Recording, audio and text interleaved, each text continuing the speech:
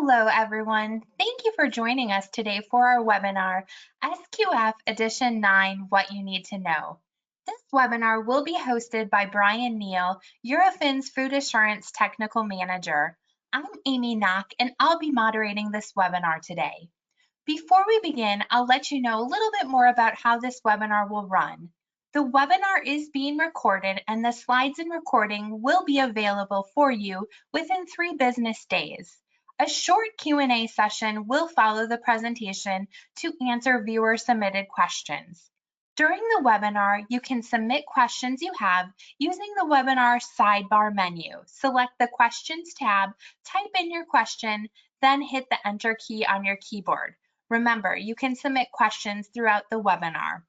Now at this time, I would like to turn it over to Brian. Brian, you can go ahead and begin your presentation. Wonderful. Hello, everyone, and thank you, Amy, for the introduction. As Amy mentioned, we're here today to discuss the upcoming new edition 9 to SQF and a few major changes of which you need to know. But first, a little bit about me. I have been working in different areas of the food industry now for almost 18 years. Of those 18 years, I have been working in the certification body world right at 7. August made 7 years for me. While working in the certification body, I've been both a food safety auditor and also a technical manager. I've been with Eurofins since September 2019.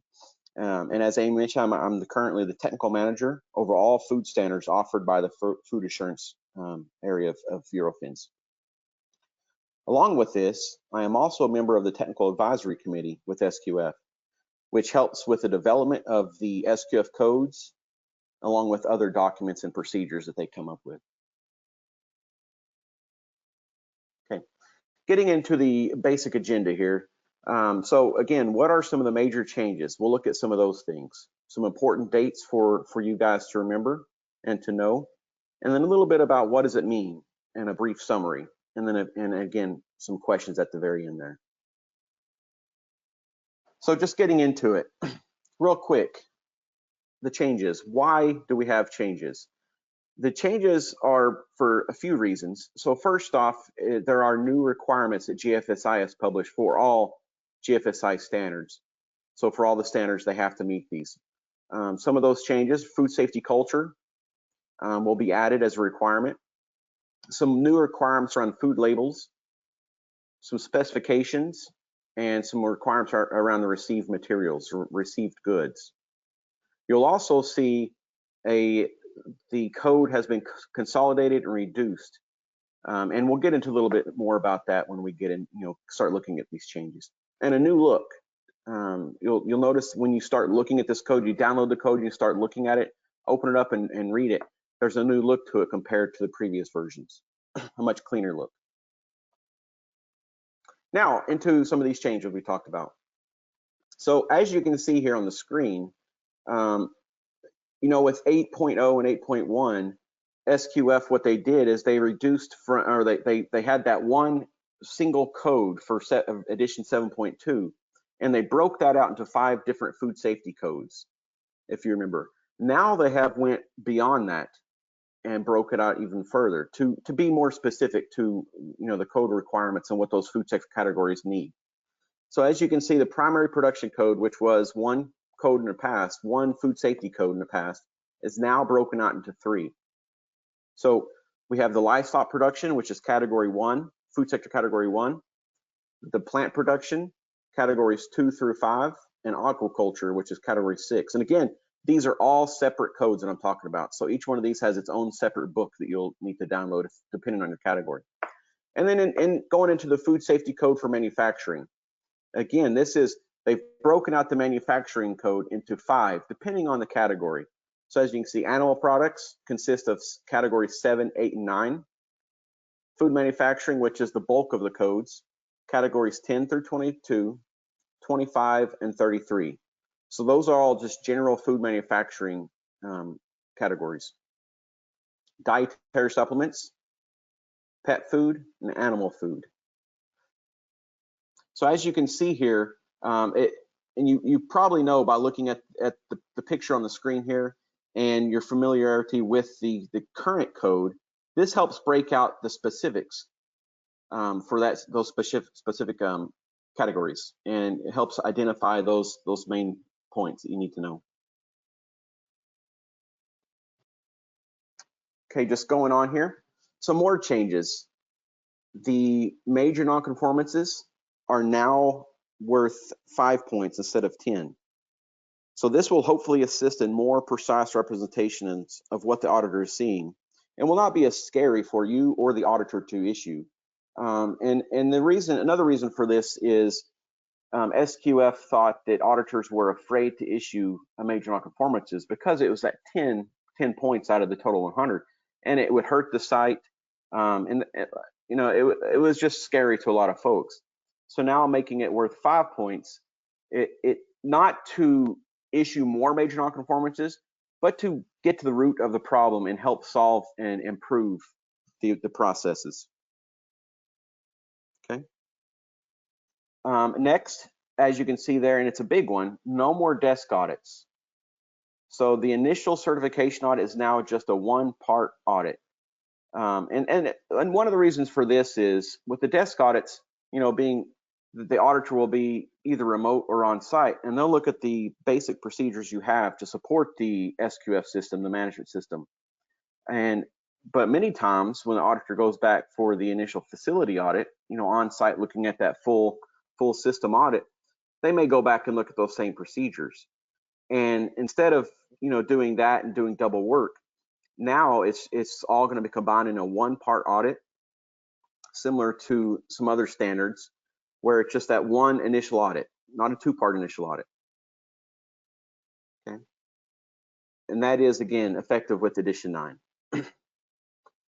Also, they have included in the code the addition of remote activities. So the use of remote activities is included in the code because, as we know, COVID-19 may have pushed that faster than some people would have liked, but it helped identify the need for a remote activity.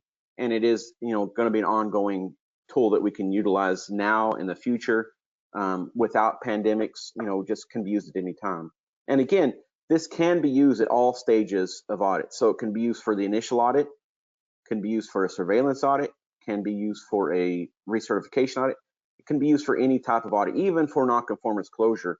Instead of us coming back on site for, let's say if you have a major nonconformance, so we need to come on site to confirm that was closed out properly. Now we can do that virtually. Okay, very good. And then SQF has a policy around their remote activity. Okay, another thing is the removal of the duration table. So that duration table, if you remember, had a number of different things. Had your minimums, depend on the number of employees you had, depend on the size of your facility, things like that. So that table will be going away. And instead, SQF will be following the GFSI minimum requirements. So depending on your food category, that duration will be set. There will be a minimum based off of GFSI requirements. And a good example of that is, let's say your category is for food manufacturing. That minimum per GFSI guidelines is set at 2 days. And if you remember now in the SQF code, it could be a 1 day if you have 10 employees or less. So now that minimum is at 2 days, and we can still have the differences in there with evidence. So we still have that allowance for the certification body and the site to work on either increasing or decreasing that duration, depending on the situation and the complexity of the process. Okay. Another useful tool, at least I think it's useful, and I think it's going to be very helpful for everyone to understand, is the addition of these if-then tables. And the if-then table, you're going to like it, is, for example, the suspension and failure process. So let's say, for example, if the site does not allow the audit to happen, if the auditor shows up and if it's an unannounced audit, auditor shows up and the auditor's rejected entry into that facility, on the next column it's then, here's what happens. Then the certificate is suspended.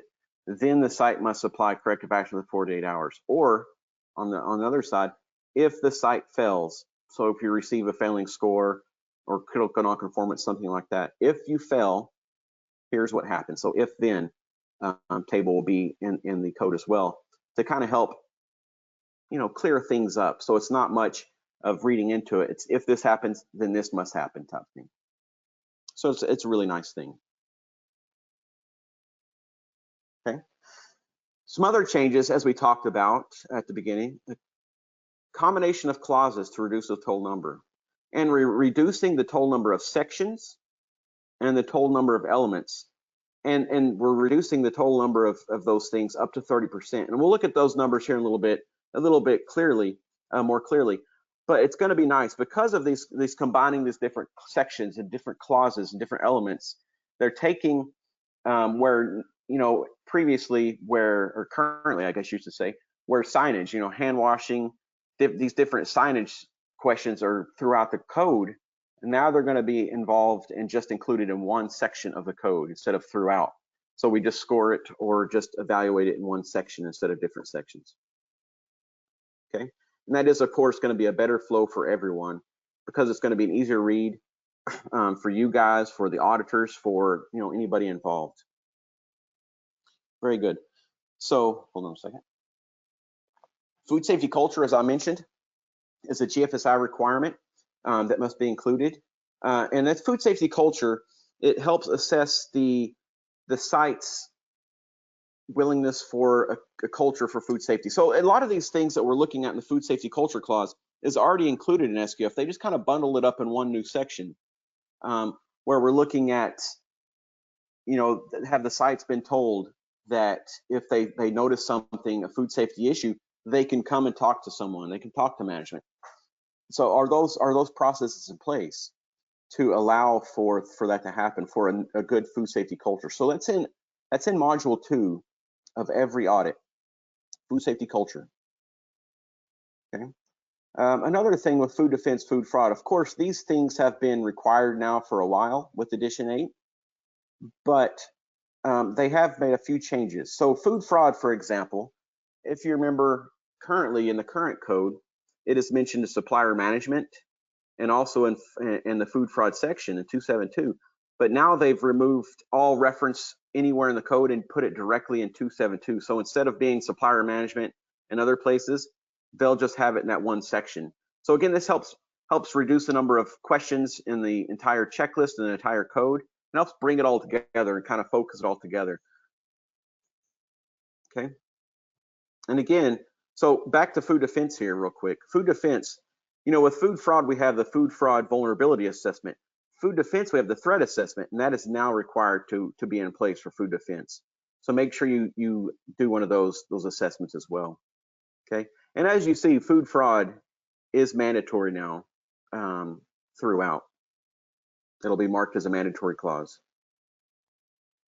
And one other big change there in module 2, wrapping up module 2, I guess we should say, is training, where before in the current section or current codes, it's quite a few different questions, and now they've condensed it down to 2 sections to kind of help that out, because it's just repetitive, and this kind of just helps with the flow, like we mentioned. Okay, some more changes. Ambient air testing for high-risk operations. So this just means you have to test your air, and that high-risk operation will based off of risk assessment and things like that. If you buy ice from, whoever you might buy ice from, not just your local gas station, must be from an actual vendor. They must be on the approved supplier list. So let's say we can go down the street at the gas station to buy ice from their container outside, or we go directly to the supplier, and we will need to get add them to our supplier approval program. And that means they need to meet all the requirements listed in that supplier approval program. So remember that. I know many sites are already doing that, but that is now a requirement. Okay. And as I mentioned previously, all references to signage combined into one section. That's just something, because signs are something that is commonly missed, and that kind of helps bundle all together. And just one little specific thing here for the pet food, category 32. Allergens is not mandatory. They have added that as identity preserved because they felt that was more needed for that specific category. Allergens is still a thing. It's not mandatory, but identity preserved is a thing as well.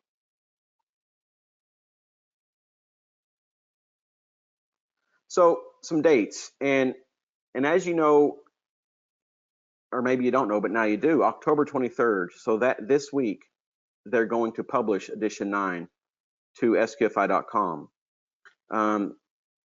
So once you are able to, so October 23rd, you'll be able to log on to sqfi.com. You will be able to select your specific code. So depending on your food sector category, as we mentioned above, depending on that food sector category, you will pick the code that is right for you. And in there, we'll have the module 2 specific for your category, and also the module, the GMP module specific for your category. There may be some changes in your GMP module, you will notice. So just be aware of that, that you'll have, that may look different. Same set of questions, different modules, so just be aware. And the auditor checklist when they come. So say, for example, before you're audited to module 2 and 11, now you may be audited to modules 2 and 9, something like that. So just be aware of that. There are some numbering changes, but we'll talk about that in a minute. Next week, October 27th to 30th, is the SQF Global Virtual Conference. I'm not trying to pitch the conference to anyone, but it's going to have a lot of good, useful information around Edition 9 that we briefly touched on here, because I don't have the final version of the codes yet to really nail into it. But if you join that conference next week, you're going to get really in-depth, detailed training on the specifics of food safety culture, and what the new requirements are, and what it means for you, and how to implement it, and things like that. So that'd be a useful tool for someone in your organization to listen in on if you can. If not, there'll be plenty of stuff to come afterwards, along with guidance documents. SQF is working on guidance documents like they currently have. Okay, and then the most important date for everyone to remember is May 24th. So that's 7 days after publication is implementation. So what that means is May 24th and on will be audited to edition 9.0. So if your audit is May 25th, your audit is to edition 9.0. So make sure you're aware of that date, and you prepare accordingly with that knowledge, and have everything kind of in place for that date. Because if an auditor shows up and you have your books and your records and your processes all built around edition 8.1, you're missing some key elements that need to be in place. And chances are you will not do well in that audit. Because, for example, you don't have food safety culture addressed. You may not have your threat assessment for food defense. So things like that. So be aware of that date, May 24th. That's an important one.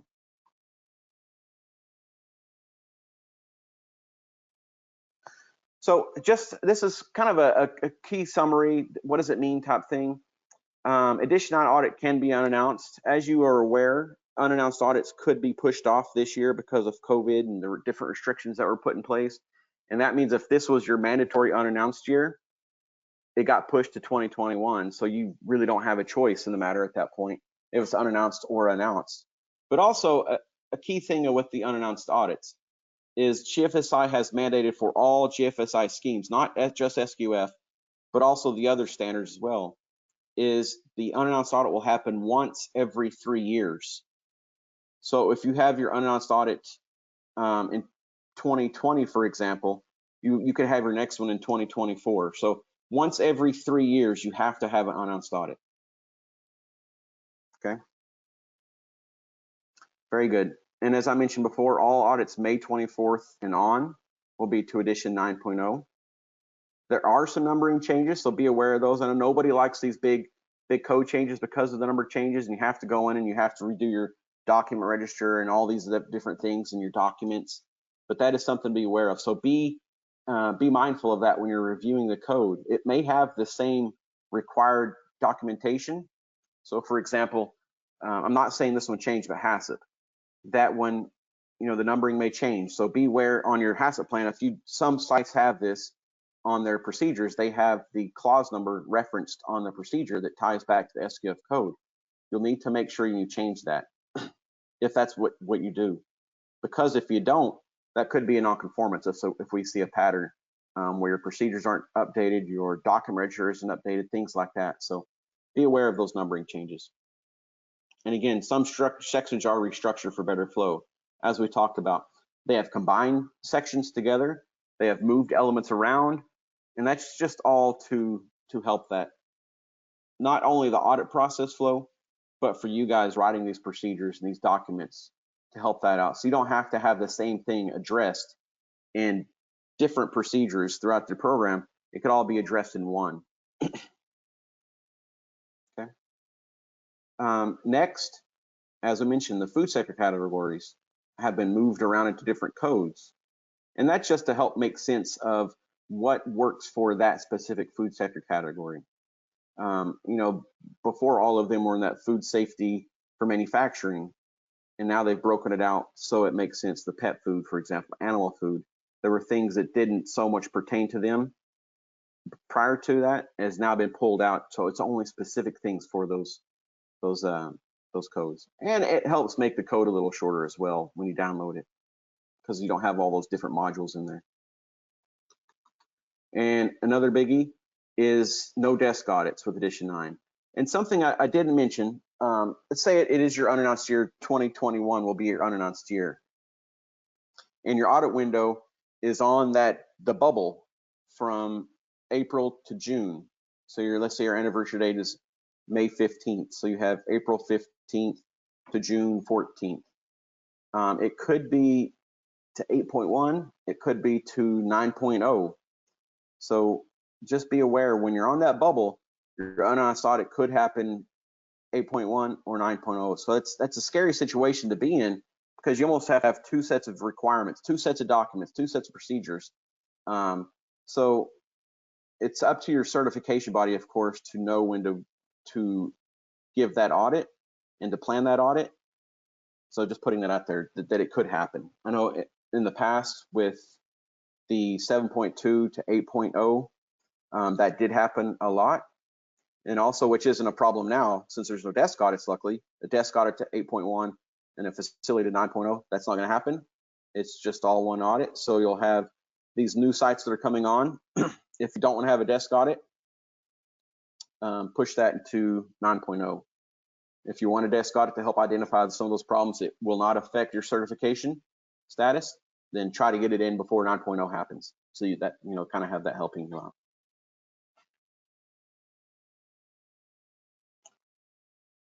Very good. So with that, I'm going to turn that back over to Amy. She has a polling question for you guys. All right, thank you so much. All right, and at this time, we just want to invite you to let us know if you want a Eurofins representative to follow up with you after the webinar. So again, I want to thank you, Brian, for your presentation. Now we'd like to move into a short Q&A. And we've gotten a lot of questions in the chat, which is wonderful to see. Again, we will answer some of these questions, and if we don't have time to answer them, we will address them offline with you. But I wanted to go in and start with some that we have come in here. So the first question for you, Brian, it says, what if my audit window is April through June? Which edition of the code will I be audited against?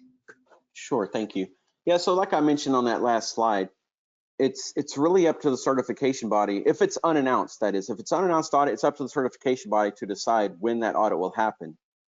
If it is an announced year, so it's up to you to decide that date, then just work with your certification body. And if you want your audit to 8.1, of course, schedule that prior to May 24th. If you want your audit to 9.0 because you've prepared, for the last 6 months getting ready for this, which is not a bad thing, then have it to 9.0. It helps kind of get you ahead of the game, so you don't have to have your 9.0 and 12 months on the road. So it's really up to you as far as if it's an announced year or unannounced year. It kind of makes it more difficult for the unannounced, and it's a little more scary for folks. So that's I guess that is what it is. Okay, great, thank you. The next question we have here is, why did SQF break out some categories like 34 into its own code? Yeah, perfect. So with that, the reason for the breakout is it helps give attention to those specific needs of that category.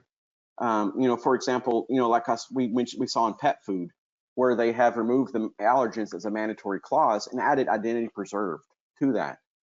Of course, allergens are still there, but it helps identify those specific needs for that food sector category where it may not have been a need prior to that. So they've taken that out, they've carved it out, and just put what you actually need for that category in the code.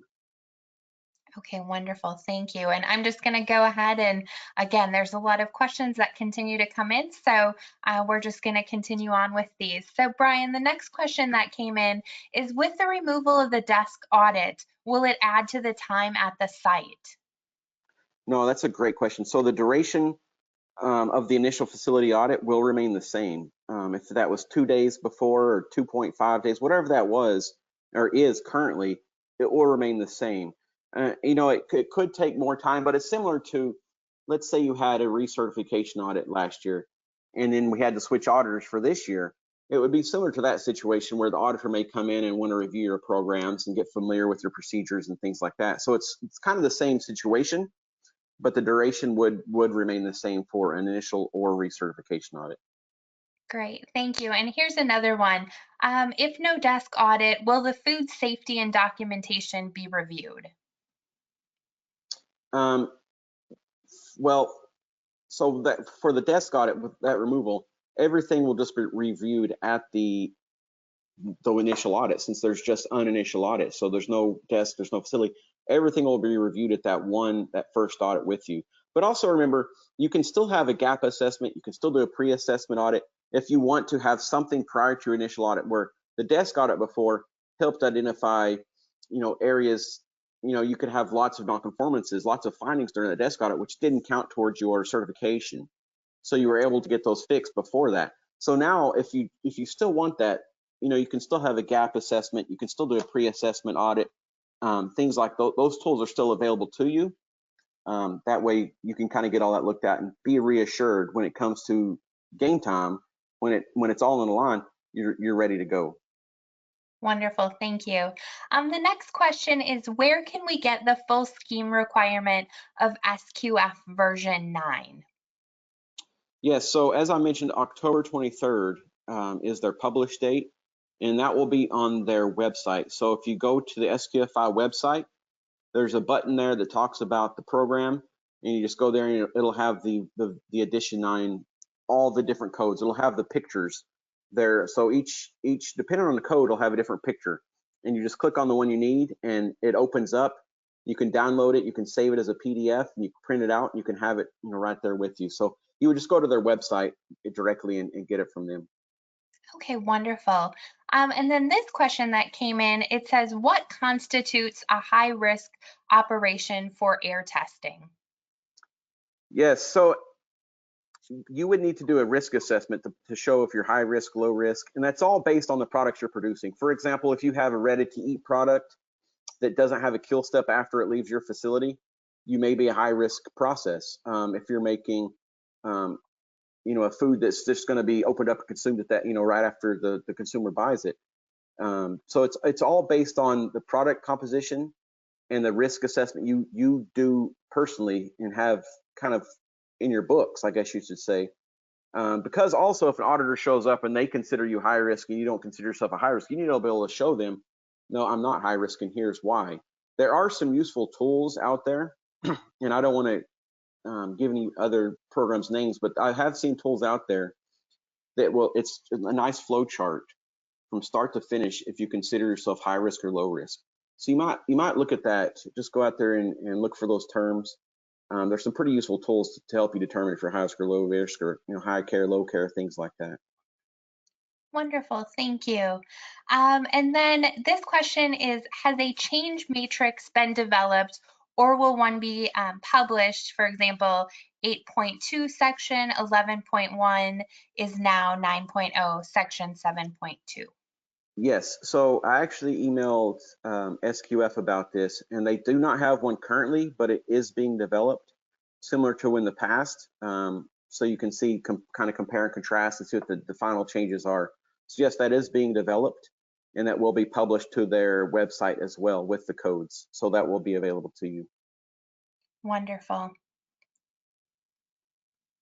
Okay, and then I think we have time for just a couple of more questions here. I'm looking at our time. So this one comes in. It says, we produce dietary supplements as well as food products um, containing a certification for dietary as well. But with the new section 31, would that mean we have the option of including in scope, or do we need to automatically include in our scope? Trying to understand the question. So if you have category 31 currently, I Mhm. mean you'll be audited against the new dietary supplements code. And again, I'm not trying. I guess I don't understand the question fully. And maybe see my email address here. Maybe send that question to me directly. But another good point to that is if you have dietary supplements and another product that's not a dietary, let's say you have category 31 and category 12. That would now you would have to follow two codes, requirements of two codes. It's not just all in one. So you have to print out both those books. But as I mentioned, if you need more information or if you have questions that I haven't answered, please let us know. You can email me directly here. If you answer the poll questions, you'll be contacted. We'll reach out to you. We'll have your information after this webinar, and then I'll answer any questions. I'll jump on a call with you, or shoot you an email, whatever we need to kind of help you figure things out.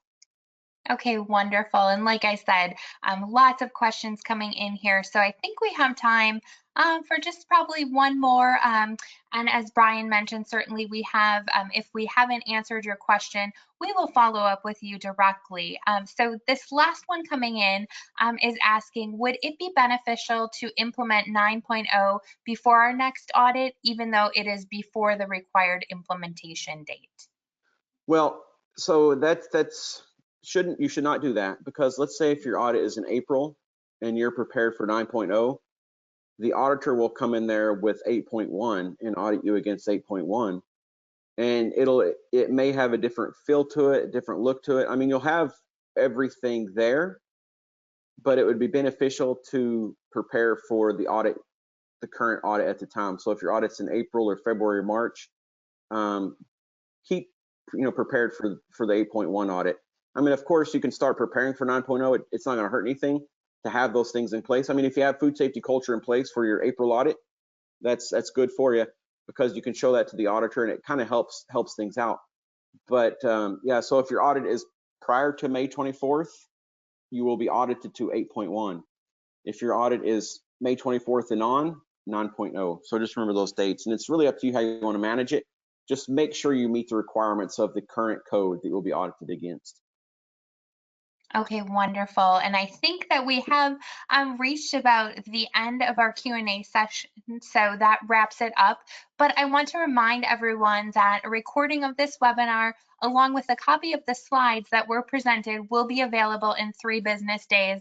And I want to thank you again, Brian, for sharing your presentation and expertise. And again, thank you to everyone for attending, and have a great day.